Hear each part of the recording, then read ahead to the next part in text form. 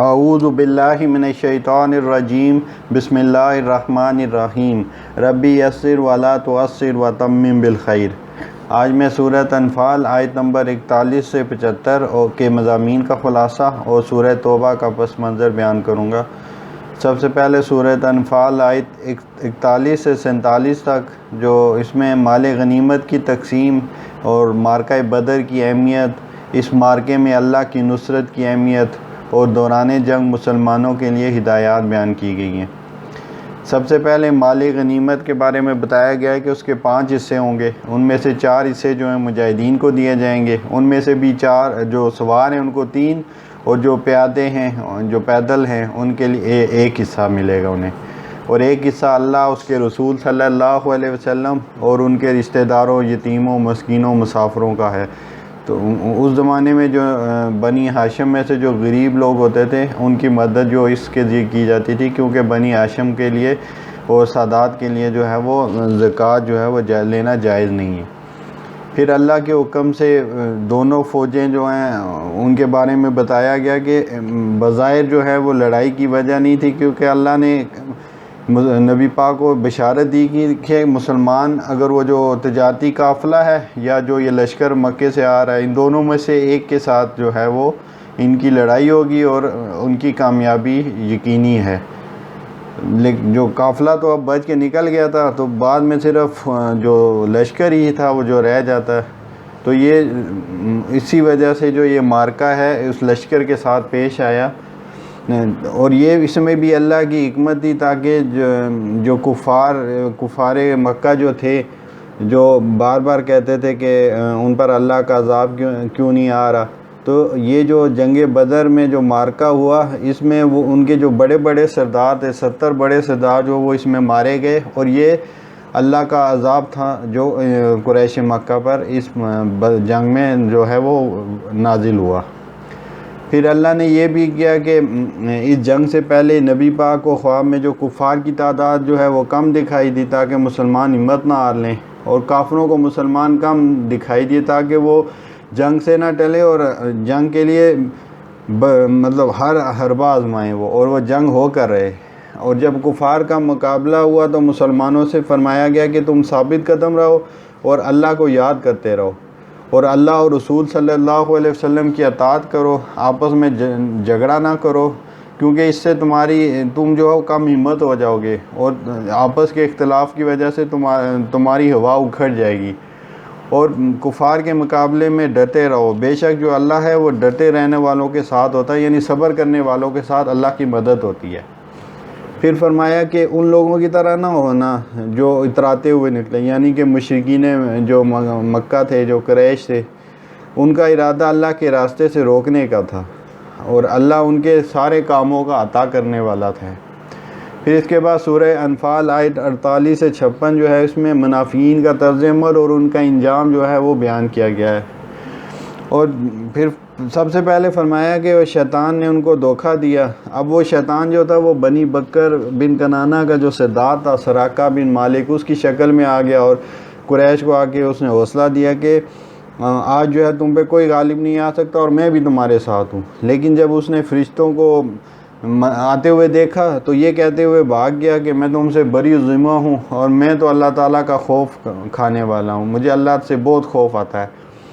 اور پھر فرمایا کہ منافق اور جن لوگوں کے دلوں میں بیماری تھی، تو اس موقع پر وہ یہ کہنے لگے کہ یہ جو مسلمان ہیں ان کے دین نے انہیں دھوکے میں ڈال دیا کہ اتنی کم تعداد میں ہیں یہ، اور اتنی بڑے جو لشکر کے ساتھ جنگ کرنے پر یہ تیار ہو گئے ہیں۔ تو پھر ان منافقین سے فرمایا کہ نبی پاک کو بتایا کہ کاش کہ آپ دیکھیں کہ جب فرشتے ان منافقین کی جانیں نکالتے ہیں اور ان کے چہروں اور پیٹھوں پر مارتے ہیں، اور یہ ان سے فرمایا کہ یہ تمہارے اعمال کا بدلہ ہے جو اعمال تم نے کیے ہیں، ورنہ اللہ کسی کے ساتھ زیادتی نہیں کرنے والا۔ اور پھر انہیں فرمایا کہ ایسی ہی جو روش تھی وہ فرعونیوں کی، اور جو ان سے پہلے جتنی بھی قومیں تھیں جنہوں نے اللہ کی آیات کا انکار کیا اور وہ اللہ کی پکڑ میں آئے اور اللہ کے عذاب میں آئے، وہ ان سب کے اعمال اسی طرح کے تھے، وہ اللہ کے احکامات کو نہیں مانتے تھے اور نبیوں کو جھٹلاتے تھے۔ اور یہ اس لیے کہ اللہ کسی قوم پر عذاب ایسے ہی نہیں نازل کر دیتا کہ اگر وہ صحیح راستے پر چل رہے ہوں تو ان پہ عذاب آ جائے، بلکہ جب وہ ان کے اعمال خراب ہو جاتے ہیں اور وہ اللہ کی نافرمانی شروع کر دیتے ہیں تو پھر ان پر اللہ کا عذاب نازل ہوتا ہے، جیسا کہ فرعونیوں کا معاملہ تھا کہ انہوں نے اللہ کی آیتوں کو انکار کیا، تو اس کی وجہ سے اللہ تعالیٰ نے ان پر عذاب نازل کیا اور ان کو غرق کر دیا، اور وہ جو ہے وہ سارے جو ہیں وہ بہت ظالم تھے۔ اور پھر یہودیوں کے بارے میں فرمایا کہ یہ جو ہے کفار میں سب سے بری مخلوق ہیں، اور یہ وہ لوگ ہیں کہ یہ نبی پاک علیہ السلام سے عہد کرتے ہیں، اور جس طرح انہوں نے پہلے غزوہ بدر میں بھی وعدہ خلافی کی، پھر غزوہ احد میں بھی انہوں نے وعدہ خلافی کی، تو پھر اللہ نے فرمایا کہ یہ تو اللہ سے کیا ہوا عہد بھی توڑ دیتے ہیں، تو اس لیے یہ ان کی روش ہے کہ یہ کسی عہد کی پاسداری نہیں کرتے۔ پھر آیت 57 سے 64 میں مخالفین کی طرف سے عہد شکنی ہونے پر ہدایات ہیں کہ جنگ کے لیے پھر مسلمانوں کو بھرپور تیاری رکھنے کا حکم ہے، اور دشمن کی طرف سے صلح کی پیشکش ہو تو کیا کیا جائے، اور اللہ کی نصرت کا جو سب سے بڑا مظہر ہے اس کے بارے میں بیان کیا گیا ہے۔ پھر نبی پاک علیہ السلام سے فرمایا کہ آپ کا ان سے جنگ میں مقابلہ ہو تو ان پر ایسی ضرب لگائیں کہ ان کے پچھلے بھی تتر بتر ہو جائیں، اور اگر کسی قوم سے آپ کو خیانت کا اندیشہ ہو تو آپ علانیہ ان سے جو آپ نے عہد کر رکھا اس کو توڑ دیں اور پھر ان سے لڑائی کریں۔ اب یہ اسلام کی اخلاقیات کی معراج ہے کہ جس قوم کے ساتھ جنگ کر رہے ہیں تو اس سے بھی اگر آپ نے کوئی عہد کر رکھا ہے تو پہلے ان کو بتایا جائے گا کہ ہم عہد ختم کر رہے ہیں، اس کے بعد لڑائی کریں گے، بے خبری میں ان پر بھی حملہ کرنے کی اجازت نہیں ہے، کیونکہ اللہ تعالیٰ جو خیانت کرنے والوں کو پسند نہیں کرتا۔ پھر مسلمانوں سے فرمایا کہ اے مسلمانوں، جنگ کے لیے بھرپور قوت اور پلے ہوئے گھوڑے تیار رکھو تاکہ تمہارے اور اللہ کے دشمن ڈرتے رہیں، اور آج کل میزائل، ٹینک، توپ اور اس طرح کی چیزیں جو ہیں وہ اس میں داخل ہیں، اور وہ دشمن بھی جنہیں ابھی تم نہیں جانتے، یعنی کہ ایسے لوگ جو بظاہر تمہاری دشمن ہیں لیکن تمہاری اس قوت کو دیکھ کے وہ اپنی دشمنی ظاہر نہیں کرتے، اور اس پر مارچ خرچ کرو گے تو اللہ اسے پورا تمہیں لوٹا دے گا، یعنی کہ جہاد میں اور جو اللہ کی راہ میں خرچ کرو گے تو وہ اس کا بدلہ تمہیں پورا ملے گا۔ پھر اے نبی صلی اللہ علیہ وسلم، اگر کفار صلح کرنا چاہے آپ سے تو آپ بھی صلح کر لیں، اور پھر صلح کے بعد اللہ پر توکل کریں۔ اگر آپ کو یہ اندیشہ ہو کہ وہ دھوکہ دیں گے تو یاد رکھیں کہ اللہ آپ کے لیے مددگار کافی ہے، اور یہ کبھی نہ بولنا کہ اللہ کی نصرت کا جو بہت بڑا مظہر ہے کہ اس نے اوس اور خزرج میں الفت پیدا کر دی۔ اب جنگ بعاث تھی جو اوس اور خزرج میں صدیوں سے لڑی جا رہی تھی، جس میں ان کی بہت سارے لوگ جو ہیں وہ مارے جاتے تھے، اور یہ نسل در نسل ان میں یہ جنگ جو ہے وہ چل رہی تھی، اور نبی پاک علیہ السلام سے فرمایا جا رہا ہے کہ اگر آپ ساری دنیا کا خزانہ بھی خرچ کر دیتے تو ان کے مابین آپ محبت اور الفت پیدا نہیں کر سکتے تھے۔ یہ صرف اسلام اور ایمان کی برکت ہے کہ یہ جو آپس میں جانی دشمن تھے ایک دوسرے کے دوست بن گئے، اور ایک دوسرے کے لیے جان لینے کی بجائے جان دینے والے بن گئے۔ پھر سورہ انفال کی آیت 65 سے 75 میں دشمن کو میدان جنگ میں زیر کرنے کے لیے کتنی قوت ہونی لازمی ہے اس کا بیان ہے، اور پھر کافروں کو قیدی بنانے کے آداب بیان کیے گئے ہیں، اور قیدیوں سے حسن سلوک کرنا اس کا حکم ہے، ہجرت نہ کرنے والے مسلمانوں کے بارے میں ہدایات اور سچے مومنین کی پہچان ہے۔ فرمایا اے نبی صلی اللہ علیہ وسلم، مومنوں کو جنگ کا شوق دلائیں، اگر ان میں 20 یا 100 ثابت قدم ہوں گے تو وہ 200 یا 1000 پر غالب آ جائیں گے۔ یہ شروع میں 1:10 کا جو ہے وہ لڑنے کا حکم تھا، لیکن پھر اللہ نے دیکھ لیا کہ تمہارے اندر ضعف آ گیا تو اب 100 یا 1000 ثابت قدم ہوں گے تو 200 یا 2000 پر غالب آ جائیں گے۔ اب یہ 1:2 کی ریشو سے جو ہے لڑنے کا حکم دیا گیا ہے، یعنی کہ 1:2 کی ریشو ہوگی تو پھر تم جو ہے وہ لڑو گے۔ اور پھر نبی پاک سے فرمایا کہ یہ اے نبی صلی اللہ علیہ وسلم، یہ مناسب نہیں تھا کہ آپ اس طرح دشمنوں کو قیدی بنا لیتے اس وقت تک کہ خوب خون ریزی نہ ہو جاتی، یعنی کہ خوب قتال نہ ہو جاتا، اور اس وقت تک آپ ان کو قیدی نہ بناتے، کیونکہ اگر اللہ کی طرف سے یہ پہلے طے نہ ہو چکا ہوتا تو اللہ کی طرف سے سخت عذاب نازل ہوتا۔ سورہ محمد کی جو آیت تھی اس میں یہ حکم پہلے بیان کر دیا گیا تھا، اور یہ سورہ انفال سے پہلے سورہ محمد نازل ہوئی تھی، اور تو اس میں ہے کہ جب کافروں سے تمہارے مقابلہ ہو تو ان کی گردنوں پر وار مارو، جب ان کو اچھی طرح کچل ڈالو، یعنی کہ ان سے خوب لڑو اور خوب ان کو قتل کرو، تو اب خوب مضبوط قید و بند سے گرفتار کرو، اس کے بعد ان کو گرفتار کرو، پھر تمہیں اختیار ہے کہ خواہ احسان رکھ کر چھوڑ دو یا فدیہ لے کر ان کو چھوڑ دو، تا وقت ہے کہ لڑائی اپنے ہتھیار رکھ دے۔ یہی حکم ہے، اور اللہ اگر چاہتا تو خود ہی ان سے بدلہ لے لیتا، لیکن اس کا منشا یہ ہے کہ تم میں سے ایک کا امتحان دوسرے کے ذریعے سے لے لے، اور جو لوگ اللہ کی راہ میں شہید کر دیے جاتے ہیں اللہ ان کے اعمال ہرگز ضائع نہ کرے گا۔ اب کیونکہ اللہ نے تمہیں معاف کر دیا ہے تو فدیے کی جو رقم تمہیں حاصل ہوئی ہے وہ تمہارے لیے حلال ہے، اور اللہ سے ڈرتے رہو، وہ بڑا غفور و رحیم ہے۔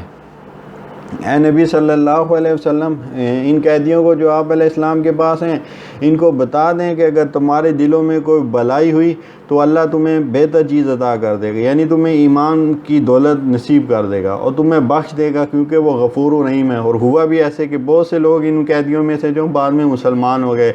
جس میں حضرت عباس رضی اللہ تعالیٰ عنہ بھی شامل تھے۔ اور پھر فرمایا کہ اگر یہ قیدی تم سے دغا کریں گے تو یہ پہلے بھی اللہ سے دغا کر چکے ہیں، تو اللہ نے پہلے بھی ان کو تمہارے ہاتھوں عذاب کا شکار کیا تو بعد میں بھی کرے گا۔ پھر فرمایا کہ بے شک وہ لوگ جنہوں نے ہجرت کی اور جہاد کیا، اور وہ جنہوں نے انہیں ٹھکانہ دیا، اور جنہوں نے ہجرت نہیں کی تو وہ تمہارے دوست نہیں ہیں، اور جب تک کہ ہجرت نہیں کر جاتے، لیکن ان کی مدد کرنا بہرحال تم پر لازم ہے۔ اور کافر ایک دوسرے کے دوست ہیں، مسلمانوں کے دوست کبھی بھی نہیں ہو سکتے۔ پھر فرمایا کہ مہاجرین اور انصار ہی جو ہیں وہ اصل میں پکے مومن ہیں، اور وہ لوگ جنہوں نے بعد میں ہجرت و جہاد کیا وہ بھی تم ہی میں سے ہیں، یعنی کہ تمہارے دینی بھائی ہیں، لیکن جو رشتہ دار ہیں وہ ایک دوسرے کی میراث کے زیادہ حقدار ہیں، یعنی کہ مواخات کے ذریعے جو تعلق بنا تھا اس کے مطابق میراث میں تقسیم نہیں ہوگی، یعنی کہ جو وہ بھائی چارہ قائم کیا گیا تھا اس کی بنیاد پہ جو وراثت تقسیم نہیں ہوگی۔ اب سورہ توبہ کا پس منظر، جہاد و قتال فی سبیل اللہ کے حوالے سے یہ قرآن کا کلائمیکس ہے یہ صورت، اور اس کا موضوع ہی جہاد فی سبیل اللہ ہے۔ پھر اس حوالے سے منافقین کا جو طرز عمل کیا ہوتا ہے وہ بیان کیا گیا ہے، کن کن سٹیجز سے وہ منافق گزرتے ہیں، یہ ساری تفصیل اللہ تعالیٰ نے کھول کر بیان کی ہے۔ اور اس کے پس منظر میں غزوہ تبوک بھی واقع ہوا۔ آغاز سے 5ویں رکوع تک جو آیات ہیں وہ ذوالقعدہ 9 ہجری میں نازل ہوئیں۔ حضرت ابو بکر رضی اللہ تعالیٰ عنہ کو امیر حج بنا کر بھیج دیا گیا تھا، تو بعد میں یہ آیات نازل ہوئی تو نبی پاک علیہ السلام نے حضرت علی رضی اللہ تعالیٰ عنہ کو بھیجا تاکہ وہ مجمع عام میں اسے پڑھ کر سنائیں، کیونکہ اس میں کفار اور مشرکین سے جو اعلان برات تھا کہ ایک مخصوص مدت کے بعد وہ جزیرۃ العرب میں نہیں رہ سکیں گے، اگر وہ اسلام قبول نہیں کریں گے تو جہاں بھی پائے جائیں ان کو قتل کر دیا جائے۔ اب یہ بڑے سخت احکامات ہیں اور آج کل بھی لوگ جو ان احکامات کو جب بیان کرتے ہیں تو بڑے اپالوجیٹک ہو جاتے ہیں۔ پھر ترتیب نزولی کے لحاظ سے یہ تقریر بعد کی ہے، لیکن کیونکہ جو مضمون کی مناسبت سے اس سے پہلے رکھ دی گئی ہیں یہ آیات۔ پھر 6 سے 9 رکوع تک جو آیات ہیں یہ رجب 9 ہجری میں نازل ہوئیں، جب آپ علیہ السلام جو ہے غزوہ تبوک کی تیاری کر رہے تھے، تو اس پر ان آیات میں جہاد و قتال فی سبیل اللہ پر مسلمانوں کو ابھارا گیا، اور اس پر تنبیہ کی گئی کہ جو نفاق یا ضعف ایمان کی وجہ سے جو لوگ سستی دکھا رہے ہیں ان کو نصیحت کی گئی ہے۔ اور پھر 10ویں رکوع سے آخر تک جو آیات ہیں یہ غزوہ تبوک سے واپسی پر نازل ہوئی ہیں۔ اس میں منافقین پر پرزور جو ہے وہ زجر و توبیخ کی ہے، جو اس مارکے میں بغیر کسی عذر کے شریک نہیں ہوئے تھے، اور ان مسلمانوں کی معافی کا اعلان ہے جو ضعف ایمان کی وجہ سے پیچھے رہ گئے تھے، لیکن انہیں اپنی اس غلطی کا شدت سے احساس تھا۔ پھر صلح حدیبیہ کے بعد آپ علیہ السلام نے جو دعوت دین کو پھیلایا اور دیگر اقدامات کیے، تو اس کا حاصل یہ تھا کہ 2 سال بعد ہی اسلام کا دائرہ اثر اتنا پھیل گیا، اور اس کی طاقت اتنی مستحکم ہو گئی کہ اس کو روکنا ناممکن ہو گیا۔ اب اس صلح حدیبیہ کی روح سے عرب قبائل کو اختیار تھا کہ وہ چاہے تو مسلمانوں کے حلیف بن جائیں، چاہے قریش کے بن جائیں۔ تو اسی طرح دو قبائل تھے،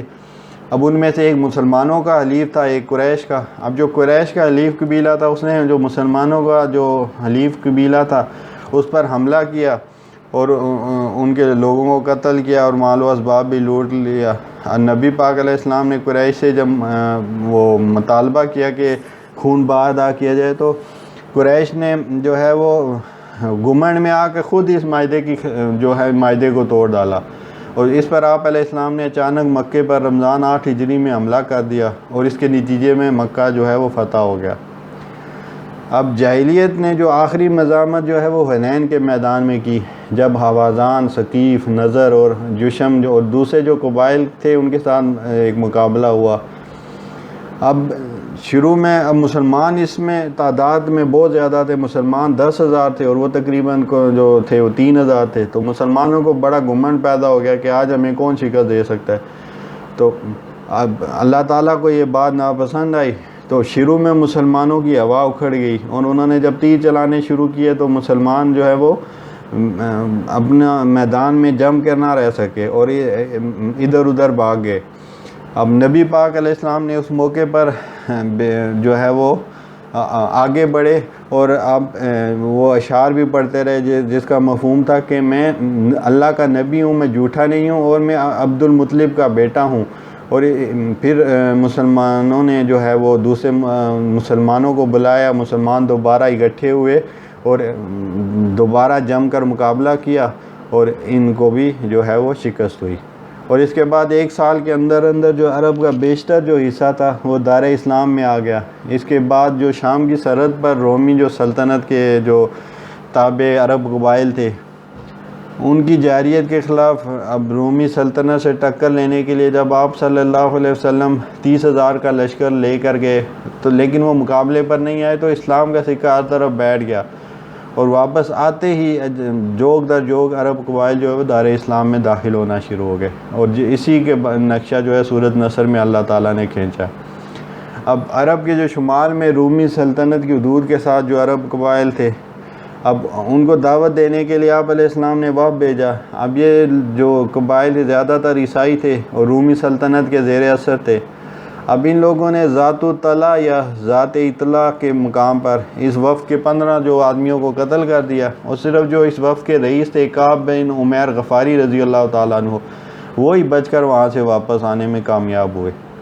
اب اسی زمانے میں حضور صلی اللہ علیہ وسلم نے بصرہ کے رئیس جو شرابیل بن عمر کے نام بھی دعوت اسلام کا پیغام بھیجا تھا، مگر اس نے آپ کے الچی حارث بن عمیر رضی اللہ تعالیٰ عنہ کو بڑی بے دردی سے قتل کر دیا، شہید کر دیا۔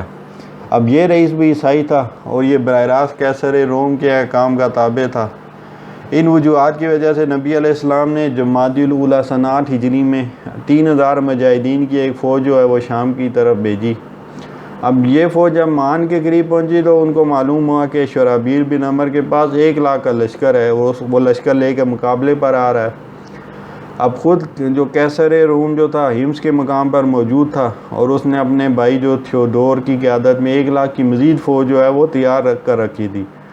لیکن ان اطلاعات کے باوجود جو 3,000 جو سرفروشوں کا یہ مختصر سا دستہ تھا یہ آگے بڑھتا چلا گیا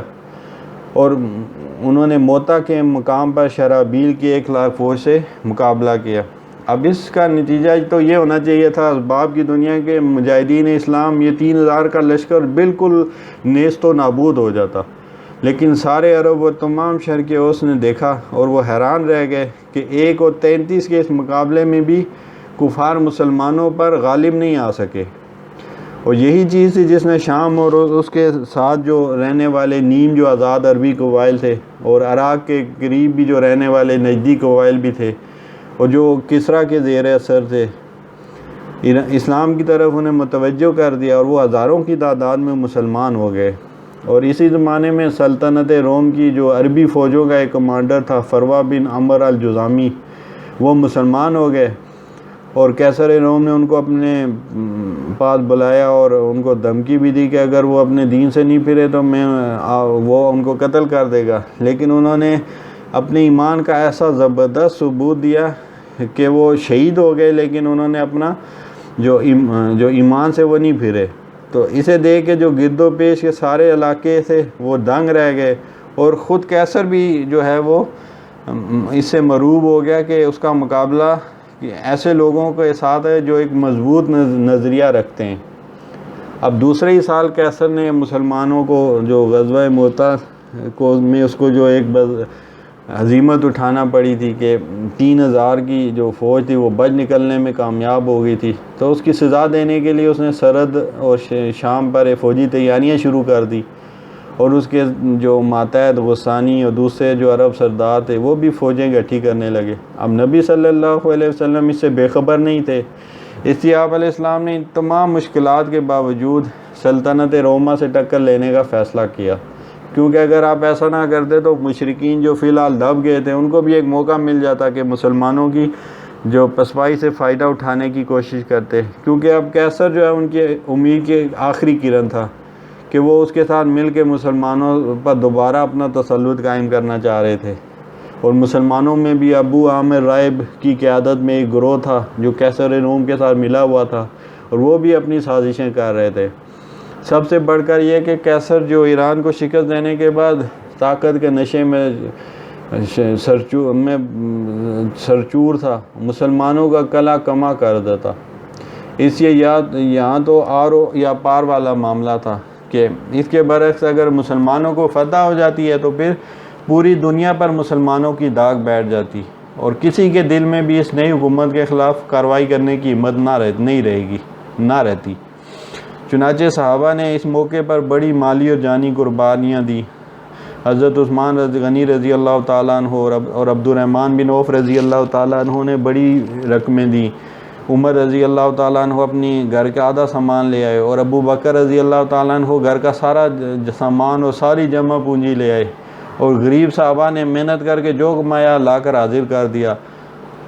بعض صحابہ ایسے تھے رات کو کسی یہودی کی مزدوری کی، اور ایک مٹھی اگر کھجور بھی ملی تو وہ بھی لا کے حاضر کر دی، اور صحابیات نے اپنا زیورات دے دیے، اور یہ موقع عملاً ایمان اور نفاق کی کسوٹی بن گیا اس وجہ سے۔ اب رجب 9 ہجری میں 30,000 فوج کے ساتھ آپ علیہ السلام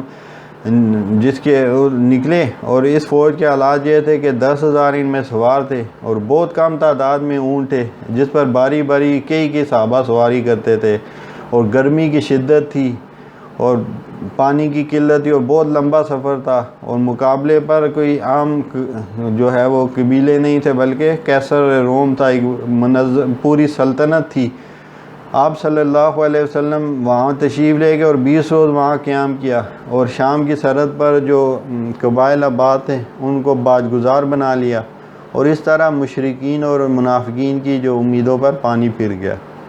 وآخر دعوانا الحمد للہ رب العالمین۔